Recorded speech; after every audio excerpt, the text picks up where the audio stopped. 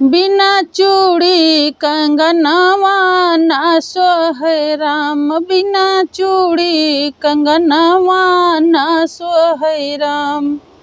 नैहर में परिवार बहुत है, नैहर में परिवार बहुत है, बिना भैया गजरवा ना सोहे राम, बिना भैया गजरवा ना सोहे राम। बिना चूड़ी कंगनवा ना सोहे राम।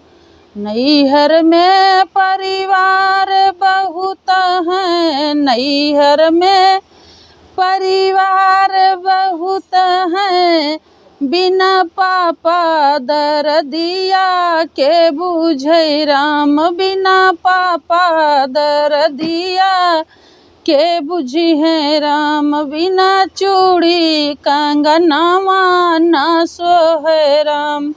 नैहर में परिवार बहुत है, नैहर में परिवार बहुत है, बिना माई दर्दिया के बुझे राम, बिना माई आदरवा के करी है राम, बिना माई आदरवा के करी है राम।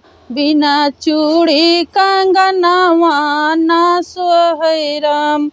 नैहर में परिवार बहुत है, नैहर में परिवार बहुत है, बिना भाभी गठरिया के बांधे राम, बिना भाभी गठरिया के बांधे राम।